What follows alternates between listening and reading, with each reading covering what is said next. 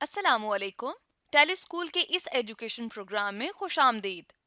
ये programme TV पर हुकूमत पाकिस्तान और सबक फाउंडेशन की शिराकत से पेश किया जा रहा है। इसके लेसन्स पाकिस्तान के तमाम तालीमी बोर्ड बशमूल कैम्ब्रिज के सिलेबस के मुताबिक तैयार किए गए हैं, जिसमें एजुकेशन कंटेंट सबक फाउंडेशन प्रोवाइड कर रही है। सबक फाउंडेशन की वेबसाइट सबक.pk पर केजी से 12वीं जमात तक वीडियोस और प्रैक्टिस टेस्ट बिल्कुल मुफ्त दस्तियाब हैं। फिज़िक्स लेसन में आज हम यंग्स डबल स्लिट एक्सपेरिमेंट के टॉपिक को डिस्कस करेंगे जो फेडरल बोर्ड पंजाब बलूचिस्तान और केपीके की class 11th chapter number 9 physical optics में मौजूद है और यही टॉपिक सिंध और कैम्ब्रिज की क्लास 11th में भी मौजूद है। इन वीडियोस को सुनने के बाद देखने के बाद आपको qualitative and quantitative description of Young's double slit experiment अच्छे तरीके से समझ आ जाने चाहिए। आज के फिज़िक्स के लेसन और इससे मुंसलिक वीडियोस को घर बैठे देखने के लिए आप सबक.pk की वेबसाइट पर जा सकते हैं। यहाँ पर तमाम बोर्ड्स की 9वीं से 12वीं जमात तक फ़िज़िक्स के सारे टॉपिक्स पर वीडियोस और प्रैक्टिस टेस्ट बिल्कुल मुफ्त मौजूद हैं। इनके ज़रिए आप अपने कंसेप्ट को पुख्ता करके इम्तिहानात में शानदार नंबर हासिल कर सकते हैं। Young's double slit experiment. Students, Young ने एक्सपेरिमेंट किया था 1801 में, ठीक है जी।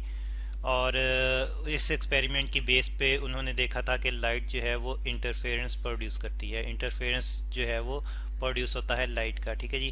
तो उन्होंने फिर इंटरफेरेंस जो था वो डिटेक्ट किया और उसको मज़ीद स्टडी किया और फिर उसके लिए कंडीशंस जो कि कंस्ट्रक्टिव इंटरफेरेंस और डिस्ट्रक्टिव इंटरफेरेंस के लिए जो हम कंडीशंस की बात करते हैं कि पाथ डिफरेंस जो है वो इंटेग्रल मल्टीपल हो या half of order integral multiple हो, ठीक है जी, वेवलेंथ का। और हम इसी को जो है वो स्टडी करेंगे यहाँ पे लाइट के लिए और इसी एक्सपेरिमेंट को जो है वो हम डिटेल में डिस्कस करेंगे। तो अब इसकी पहले तो अरेंजमेंट समझ लेते हैं कि इसमें अरेंजमेंट जो है वो किस तरह की है, ठीक है। अरेंजमेंट ठीक है जी, वो देख लेंगे कि किस तरह की अरेंजमेंट है, कौन सा अपरेटस जो है वो हम यहाँ पे यूज़ करेंगे और फिर उसके मुताबिक एक्सपेरिमेंट किस तरह से परफॉर्म किया जाता है, ठीक है।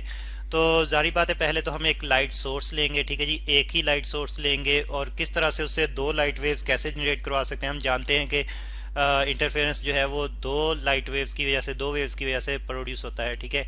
सेम फ्रीक्वेंसी सेम वेवलेंथ की और एक ही डायरेक्शन में ट्रेवल करती हुई लाइट वेव जो है। और फिर हम कोहेरेंट सोर्सेज की बात करते हैं तो एक ही जब हम सोर्स लेंगे तो उससे ज़ाहिर बात है कि उससे जो लाइट होगी वो कोहेरेंट होगी, उससे जो लाइट वेव्स प्रोड्यूस होंगी वो कोहेरेंट होंगी, ठीक है जी।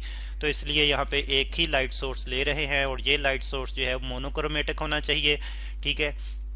लिख लेते हैं कि मोनोक्रोमेटिक होना चाहिए, मोनोक्रोमेटिक, ठीक है जी, क्रोमेटिक, ठीक है, यानी कि एक सिंगल वेवलेंथ जो है वो जनरेट कर रहा हो, क्रोमेटिक। और वाइट लाइट की तरह से बहुत सारी वेवलेंथ जो है वो उसमें ना हो, एक ही सिंगल वेवलेंथ जो है वो जनरेट हो रही हो, ठीक है। सिंगल वेवलेंथ और सिंगल फ्रीक्वेंसी भी फिर सिंगल हो जाएगी क्योंकि लाइट की जो स्पीड है वो कांस्टेंट है। तो हम ऑलरेडी डिस्कस कर चुके हैं कि स्पीड कांस्टेंट है, वेवलेंथ सेम है, तो फिर फ्रीक्वेंसी भी सेम होगी, वेवलेंथ, ठीक है जी। तो इस तरह से कोहेरेंट लाइट सोर्स लेंगे, एक ही वेवलेंथ जनरेट करेगा। फिर उसके बाद पहले हम एक सिंगल स्लिट यूज़ करेंगे, ठीक है जी, सिंगल स्लिट। और स्लिट को हमने देखा था कि स्लिट जो है वो एक्चुअली बहुत छोटा सा होल टाइप जो है वो होता है किसी भी स्क्रीन, किसी प्लेन सरफेस में, ठीक है। और ये छोटा सा होल या छोटी सी ओपनिंग जो है ये एज अ स्लिट बिहेव करती है, ठीक है जी। और सिंगल स्लिट में से जब लाइट गुजरेगी तो उसकी डिफ्रैक्शन होगी, डिफ्रैक्शन से मुराद के वो फैल जाएगी, साइडों की तरफ बेंड हो जाएगी, तो डिफ्रैक्शन होगी।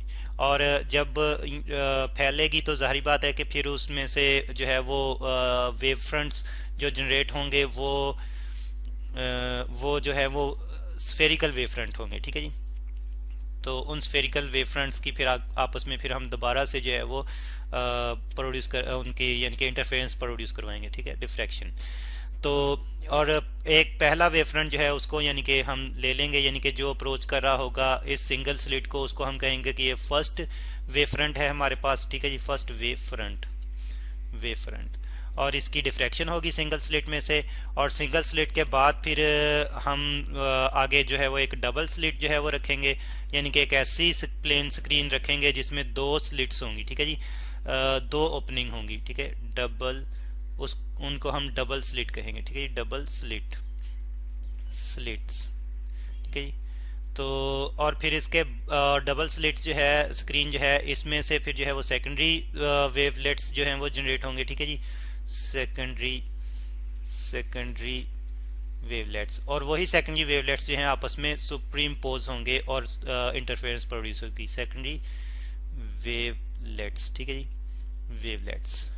तो और फिर हम जानते हैं कि मतलब एक ही टाइम पे वो स्क्रीन में से गुजरेंगे, तो एक ही टाइम पे गुजरेंगे, स्पीड कांस्टेंट है, तो फिर उनमें जो फेज डिफरेंस होगा वो कांस्टेंट होगा, कांस्टेंट फेज डिफरेंस होगा। तो इसका मतलब ये है कि डबल स्लिट में से गुजरते हुए वो जो है वो कोहेरेंट दो कोहेरेंट लाइट सोर्स के तौर पर दो कोहेरेंट वेव्स के तौर पर बिहेव करेंगे, ठीक है जी।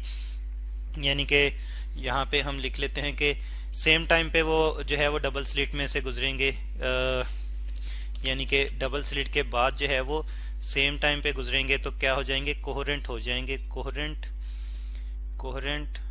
और दो जो है वो वेवलेट्स की हम बात करेंगे कि दो वेवलेट्स आपस में फिर मिलेंगे और वो कोहेरेंट होंगे, और कोहेरेंट टू वेवलेट्स, ठीक है जी, वेवलेट्स। और इस वजह से उनमें पाथ डिफरेंस जो है वो कांस्टेंट होगा, या फेज डिफरेंस की अगर हम बात करें तो वो कांस्टेंट होगा। और फिर सुपरपोजिशन होगी, यानी कि आपस में ओवरलैप करेंगे। सुपरपोजिशन प्रिंसिपल को फॉलो करते हुए आप यानी कि उनके क्रस्ट जो हैं वो क्रस्ट के साथ एडअप होंगे, और ट्रफ जो है वो ट्रफ के साथ जो है वो एडअप होंगे, सुपरपोजिशन। तो उनका रिजल्टेंट डिस्प्लेसमेंट जो है वो मैक्सिमम होगा, ठीक है जी। जब सुपरपोजिशन होगी, क्रस्ट के साथ मैच करेगी, ट्रफ के साथ मैच करेगी, तो जो है वो कंस्ट्रक्टिव इंटरफेरेंस होगा, ठीक है जी। और डिस्ट्रक्टिव इंटरफेरेंस कैसे होगा ये भी हम देखेंगे। एनी हाउ, जब सुपरपोजिशन होगी तो एक तो यह है कि इंटरफेरेंस जनरेट होगा, इंटरफेरेंस, ठीक है जी, फेरेंस। तो इंटरफेरेंस जनरेट होगा, और इंटरफेरेंस जनरेट होगा तो जहाँ पे क्रस्ट से मीट करेंगे वहाँ पे रिजल्टेंट डिस्प्लेसमेंट मैक्सिमम होगा। इसी तरह से जहाँ पे ट्रफ से जो है वो मीट करेंगे वहाँ पे भी रिजल्टेंट डिस्प्लेसमेंट मैक्सिमम होगा। तो हम कहेंगे कि कंस्ट्रक्टिव इंटरफेरेंस प्रोड्यूस हो रहा है, ठीक है, कंस्ट्रक्टिव TRUCTIVE, ठीक है जी, कंस्ट्रक्टिव इंटरफेरेंस। और कंस्ट्रक्टिव इंटरफेरेंस हमें कैसे नजर आएगा, कौन सा यानी कि पैटर्न जो है वो हमें बताएगा कि कंस्ट्रक्टिव इंटरफेरेंस हो रहा है, कैसे पता चलेगा क्रस्ट से और ट्रफ से जो है मीट कर रहे हैं। तो स्टूडेंट्स हमें ब्राइट बैंड्स जो है वो नजर आएंगे, ठीक है जी, ब्राइट बैंड्स जो हैं वो हमें नजर आएंगे, यानी कि लाइट जो है वो एक बैंड्स की फॉर्म में जो है वो हमें नजर आएगी, ठीक है जी। तो जहाँ पे जो है वो कंस्ट्रक्टिव होगा वहाँ पे फिर हमें ब्राइट बैंड्स नजर आएंगे, तो हम कहेंगे कि यहाँ पे कंस्ट्रक्टिव इंटरफेरेंस हो रहा है। और जहाँ पे डिस्ट्रक्टिव इंटरफेरेंस होगा वहाँ पे क्रस्ट ट्रफ के साथ, और ट्रफ जो है वो क्रस्ट के साथ मीट करेगा, आउट ऑफ फेज होंगे।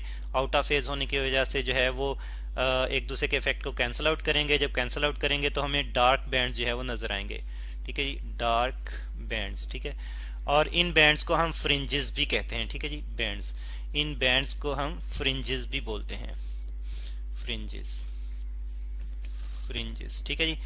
तो ये हमें नजर आएंगी, और ब्राइट जो है वो रिप्रेजेंट करेंगे कंस्ट्रक्टिव को, और जो डार्क हैं वो डिस्ट्रक्टिव को रिप्रेजेंट करेंगे। अब इसका यानी कि एक्सपेरिमेंटल अरेंजमेंट की हम जो है वो डायग्रामेटिकली इसको समझते हैं किस तरह की होगी। एक फिगर से यहाँ पे हम समझते हैं इसको। यहाँ पे आप स्टूडेंट्स ये देख रहे हैं, फर्स्ट ऑफ ऑल जो है हमने एक सिंगल स्लिट यूज की है, ठीक है जी। इसको हम कह लेते हैं कि ये हमारे पास एस है, ठीक है, सिंगल स्लिट है, एस है। और यहाँ पे फर्स्ट वेव फ्रंट है जो कि सोर्स के तौर पर बिहेव करेगा। ये प्लेन वेव फ्रंट्स आ रहे थे, ये सिंगल स्लिट्स में से गुजरे, तो हम देखते हैं कि डिफ्रैक्शन की वजह से ये स्फेरिकल में कन्वर्ट हो गए। फिर ये यहाँ पे यानी कि ये वाली स्लिट जो है सोर्स के तौर पर बिहेव कर रही है। फर्स्ट वेव फ्रंट यहाँ पे है, जाहिर बात है फर्स्ट वेव फ्रंट का ये पॉइंट जो है वो एज अ सोर्स बिहेव करेगा सेकेंडरी वेव फ्रंट्स के लिए। और वही सेकेंडरी वेव फ्रंट्स जो हैं, यहाँ पे अगली स्क्रीन जो है स्टूडेंट्स, अगली स्क्रीन में हमें दो स्लिट्स नज़र आ रही हैं, एक यहाँ पे और एक यहाँ पे, ठीक है जी। तो अब इनके जो पॉइंट्स हैं वो फिर अगले वेव फ्रंट्स के लिए जो है वो सोर्स के तौर पर बिहेव करेंगे, ठीक है। और यहाँ पे जो यही पॉइंट सोर्स के तौर पर बिहेव करेंगे। और फिर इनमें से जो है फिर आगे स्फेरिकल वेव फ्रंट जनरेट होंगे। तो यही वेव फ्रंट्स फिर आगे हमें नज़र आ रहे हैं कि वो आपस में ओवरलैप भी करते जाएंगे, ठीक है जी। तो ओवरलैप करेंगे तो कहीं पे तो हमें जो है वो कंस्ट्रक्टिव इंटरफेरेंस यानी कि क्रेस्ट और टफ टफ के साथ मीट करेगा। तो हमें ब्राइट बैंड्स, ये आप देख रहे हैं कि ये एक्चुअली हमने ग्रीन लाइट ली हुई है, तो इस तरह से हमें ब्राइट जो फ्रिंजेस नज़र आ रही हैं वो ग्रीन कलर में नज़र आ रही हैं। दरमियान में डार्क स्पेसिंग है और ये डार्क फ्रिंजेस हैं, यानी कि यहाँ पे डिस्ट्रक्टिव इंटरफेरेंस प्रोड्यूस हो रहा है। फिर इसी तरह से आगे कंस्ट्रक्टिव इंटरफेरेंस प्रोड्यूस हो रहा है, फिर आगे डिस्ट्रक्टिव इंटरफेरेंस प्रोड्यूस हो रहा है। तो यहाँ पे कंस्ट्रक्टिव इंटरफेरेंस प्रोड्यूस हो रहा है, उसको हम रिप्रेजेंट करते हैं मैक्सिमा से। ये आप देख रहे हैं कि यहाँ पे हमने मैक्स लिखा हुआ है, एक्चुअली मैक्सिमा को रिप्रेजेंट करा है, यानी कि रिजल्टेंट डिस्प्लेसमेंट जो है वो मैक्सिमम है यहाँ पे, ठीक है। और जहाँ पे डिस्ट्रक्टिव इंटरफेरेंस हो रहा है वहाँ पे रिजल्टेंट डिस्प्लेसमेंट मिनिमम होगा, तो उसको हम मिनिमा से रिप्रेजेंट करते हैं, ठीक है जी। तो इस तरह से अल्टरनेटिवली मैक्सिमा और मिनिमा जनरेट होंगे और हमें फ्रिंजेस जो है वो ब्राइट और डार्क फ्रिंजेस जो है वो नजर आएंगी। तो ये इंटरफेरेंस पैटर्न हो।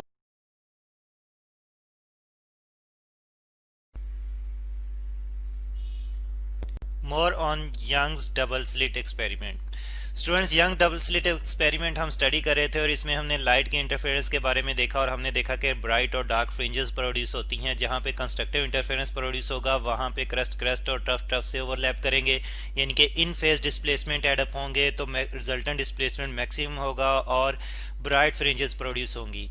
और जहाँ पे क्रस्ट टफ से ओवरलैप करता है वहाँ पे आउट ऑफ फेज डिस्प्लेसमेंट होने की वजह से रिजल्टेंट जो है वो मिनिमम या ज़ीरो भी हम कह सकते हैं होता है, तो वहाँ पे डार्क फ्रिंजेस प्रोड्यूस होंगी, यानी कि लाइट रेज एक दूसरे का इफेक्ट कैंसिल आउट करती हैं। अब हम इसी चीज़ को मैथमेटिकली समझेंगे कि क्या वाकई लाइट का कंस्ट्रक्टिव और डिस्ट्रक्टिव इंटरफेरेंस भी मैथमेटिकली जो है वो कंडीशन फुलफिल करता है। तो इसके लिए, और वो मैथमेटिकल कंडीशंस जो हैं वो हम कैसे डिफाइन करते हैं, वो हम पाथ डिफरेंस की बेस पर डिफाइन करते हैं, ठीक है जी। पाथ डिफरेंस यानी कि अगर पाथ डिफरेंस जो है वो इंटेग्रल मल्टीपल हो वेवलेंथ का तो कंस्ट्रक्टिव इंटरफेरेंस प्रोड्यूस होता है, और अगर पाथ डिफरेंस जो है वो हाफ ऑड इंटेग्रल मल्टीपल हो, ऑड इंटेग्रल मल्टीपल हो हाफ ऑफ वेवलेंथ का, तो डिस्ट्रक्टिव इंटरफेरेंस प्रोड्यूस होता है। तो अब इस चीज़ को समझने के लिए हम डायग्रामेट्रिकली इंटरफेरेंस को स्टडी करेंगे, ठीक है जी। यहाँ पे हमने जो है वो रे डायग्राम से अब हम इसे समझने की कोशिश करेंगे लाइट के इंटरफेरेंस को, और ऊपर वाली वही जो हमने कंडीशन ली हुई थी, यानी कि उसमें हमने देखा था कि दो स्लिट्स हैं और यहाँ पे भी वही जो है वो दो स्लिट्स हम ले रहे हैं। ये ए पॉइंट पे एक स्लिट है और दूसरी स्लिट जो है पॉइंट बी पे है, और जो स्क्रीन है वो यहाँ पे मेन स्क्रीन यहाँ पे स्टूडेंट्स आपको नज़र आ रही है, और मेन स्क्रीन स्लिट से डिस्टेंस एल पे है, ठीक है जी। और हम देखते हैं कि स्लिट्स का आपस में डिस्टेंस जो है वो स्मॉल डी से हमने रिप्रेजेंट किया हुआ है, यानी कि इसको हम कह सकते हैं कि स्लिट्स की आपस की सेपरेशन है, ठीक है। स्मॉल डी से इसको हमने रिप्रेजेंट किया हुआ है। अब दो लाइट रेज हम देखते हैं, यानी कि अब वेव फ्रंट्स नहीं, जस्ट रेज की जो है वो पैटर्न में हम डिस्कस करेंगे इंटरफेरेंस को। तो दो लाइट रेज स्टूडेंट्स, एक रे जो है वो पॉइंट ए से जनरेट हो रही है और यानी कि स्लिट 1 से, और ये जा रही है पॉइंट पी तक स्क्रीन पे, ठीक है जी। और इसके बाद हम देखते हैं कि दूसरी लाइट रे जो कि दूसरी स्लिट से प्रोड्यूस हो रही है, यहाँ पे वो बी से लेकर वो भी पी तक जा रही है। एक्चुअली हम दोनों लाइट रेज को पी पे ज्वाइन कर रहे हैं और यहाँ पे हम देखना चाहते हैं कि वो किस तरह से इंटरफेरेंस प्रोड्यूस करेंगी। और इसमें स्टूडेंट्स जो स्लिट्स का सेंट्रल पॉइंट है उसको हमने सी से रिप्रेजेंट किया हुआ है, ठीक है जी। ये सी सेंट्रल पॉइंट है, और इसी तरह से स्क्रीन पे सेंट्रल पॉइंट को हमने ओ से रिप्रेजेंट किया हुआ है, ओ पी से एक डिस्टेंस वाई पे है, ठीक है। और पी पे हम इंटरफेरेंस स्टडी करने जा रहे हैं। अब हम देखते हैं कि according to condition of interference यानी कि पाथ डिफरेंस की फॉर्म में अगर हम बात करें, ठीक है, तो यहाँ पे हम लिख लेते हैं कि पाथ डिफरेंस जो है ये अगर इंटेग्रल मल्टीपल हो वेवलेंथ का, यानी कि path difference is equal to m lambda, integer को हम एम से रिप्रेजेंट कर देते हैं, ठीक है जी। तो क्या होगा, कंस्ट्रक्टिव इंटरफेरेंस प्रोड्यूस होगा, constructive, TRUCTIV constructive interference produce होगा। अब सबसे पहले तो हम देखते हैं कि यहाँ पे पाथ डिफरेंस कौन सा बनेगा। ठीक है जी, कंस्ट्रक्टिव इंटरफेरेंस, इंटरफेरेंस को शॉर्टली स्टूडेंट्स में यहाँ पे लिख रहा हूँ। और सबसे पहले तो हम देखते हैं कि यहाँ पे पाथ डिफरेंस जो है वो कहाँ पे प्रोड्यूस होगा, इन दोनों रेज में। रेज की अगर हम बात करें तो कौन कौन सी रेज हैं जी, एक रे है AP और दूसरी रे है स्टूडेंट्स BP, जो कि आपस में इंटरफेरेंस प्रोड्यूस करेंगी, एंड BP। ठीक है जी, रेज ये क्या है जी, ये लाइट रेज हैं। ठीक है, रेज, और यही आपस में पॉइंट P पे ओवरलैप करेंगी, एक दूसरे के साथ मिलेंगी और इंटरफेरेंस प्रोड्यूस करेंगी पॉइंट P पे। अब हम पाथ डिफरेंस की अगर बात करें तो हम देखते हैं कि पहले हम जो है वो एक परपेंडिकुलर ड्रॉ करते हैं पॉइंट A से BP पे, रे BP पे एक परपेंडिकुलर ड्रॉ करते हैं तो वो एक पॉइंट D पे कट करता है। आपको नजर आ रहा है कि पॉइंट D पे ये परपेंडिकुलर कट कर रहा है BP रे को। ठीक है जी, तो यहाँ पे ये चीज हम लिख लेते हैं कि AD जो परपेंडिकुलर हमने ड्रॉ किया है, AD इज परपेंडिकुलर। ठीक है जी, D को जरा क्लियरली लिख लेते हैं। ठीक है जी, D ये परपेंडिकुलर का साइन डाला स्टूडेंट्स मैंने, परपेंडिकुलर ऑन रे BP। ठीक है जी, BP पे ये परपेंडिकुलर है। अब ये परपेंडिकुलर कट करता है BP को पॉइंट D पे, और इसमें फिर जो है वो हमें क्या नजर आता है कि एक्चुअली यहाँ से यानी कि A से P तक फिर जितनी लेंथ बनती है रे AP की, उतनी ही लेंथ जो है वो D से P तक बनेगी। एक्चुअली इस कट करने का मकसद ये है कि हम देखें कि कहाँ से कहाँ तक जो है वो यानी कि ये आपस में बराबर हैं। ठीक है, तो हम देखते हैं कि AP जो है ये बराबर है DP के। ठीक है, और एक चीज और भी इससे हमें पता चलती है कि फिर BP जो है ये ग्रेटर है AP से, यानी कि BP रे जो है ये बड़ी है AP से, और इससे हमें क्या पता चलता है कि BP जो है वो ज्यादा पाथ कवर करती है, ज्यादा पाथ ट्रेवल करती है। तो इस तरह से पाथ का डिफरेंस जो है वो कहाँ पे प्रोड्यूस हो रहा है, सॉरी ये पाथ का डिफरेंस जो है ये प्रोड्यूस हो रहा है BP पे, और कहाँ पे प्रोड्यूस हो रहा है, ये B और D के दरमियान प्रोड्यूस हो रहा है। इतनी पाथ लेंथ जो है वो एक्स्ट्रा है। ठीक है जी, तो ये फिर हम लिख लेते हैं कि एक्स्ट्रा पाथ लेंथ जो है वो एक्स्ट्रा यानी कि कितनी ज्यादा है BP, या हमने देखा कि ज्यादा है AP से, तो एक्स्ट्रा पाथ लेंथ जो है वो कितनी है, पाथ लेंथ तो ये है स्टूडेंट्स, एक्स्ट्रा पाथ लेंथ जो है ये BD है। ठीक है, ये BD है। और स्टूडेंट्स यही वो पाथ डिफरेंस है जो कि जिसमें के ज्यादा वेवलेंथ जो है वो यानी कि नंबर ऑफ वेवलेंथ जो है वो ज्यादा आ रही हैं। ठीक है, अगर हम वेवलेंथ की फॉर्म में बात करें तो हम देखते हैं कि A से P तक जितनी वेवलेंथ होंगी उतनी ही D से P तक होंगी, लेकिन B से P तक जो है वो वेवलेंथ जो है वो और ज्यादा हो जाएंगी। यानी कि ओवरऑल अगर B से P तक की हम बात करें तो उसमें B से D तक जो वेवलेंथ है वो ज्यादा आएगी एज कंपेयर टू A से P तक। ठीक है, तो इतनी नंबर ऑफ वेवलेंथ जो है वो एक्स्ट्रा आ रही हैं, यानी कि इतनी लेंथ में एक्स्ट्रा नंबर ऑफ वेवलेंथ जो है वो आ रही हैं एज कंपेयर टू AP। ठीक है, तो एक्स्ट्रा नंबर ऑफ